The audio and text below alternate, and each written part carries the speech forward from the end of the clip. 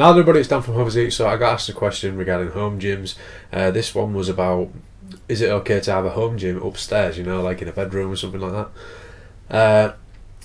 Without knowing the rated load of your floor in your house, I can't honestly say for certain, but let's use common sense here. One thing you could do is you could get some friends, family, whatever, get them all round and get them all to stand in a very close spot wherever you plan to have your rack. Now, if you all fall through the floor, no, it's not safe. But chances are you all won't fall through the floor, so you should be alright. Now, like I say, if you've got 5 or 6 people to stand on a spot in the room, and they all weighed anywhere from whatever, if you had people that were about 150 to 200 pounds, that's nearly anywhere from 800 to 1,000 pounds worth of weight in that spot. I'm thinking that you'll probably be alright, you know, so you can look at it like that.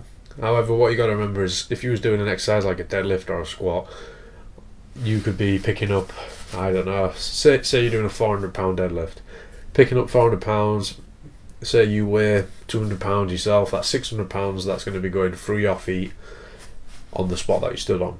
I mean, it's quite a lot of weight in that area.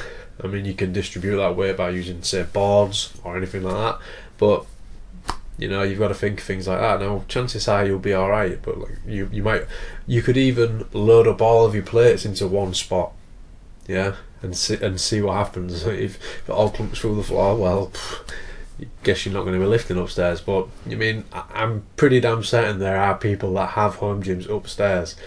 Now, one thing you've got to think about is not so much about the weight, but you've got to think about, is it your own house? Are you living at home with your parents? Because I will tell you now, they're going to get really annoyed with you very quickly if you start lifting weights in your bedroom and you're smashing plates down on the floor or you're banging about. They ain't going to be happy about it very quickly. They're going to probably turn around to you and say, I don't want you doing this anymore, because you're going to make a lot of noise.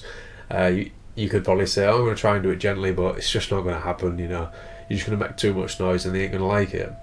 You've also got to think about things downstairs, like if you're deadlifting downstairs, the ceiling might start to crack, you know. You might start getting problems, you might get things falling off the walls, you know, stuff like that. You've got to take all these things into consideration. Is there a possibility that you could train in a shed or a garage, or is it possible to be downstairs? Then those will be better options in my opinion.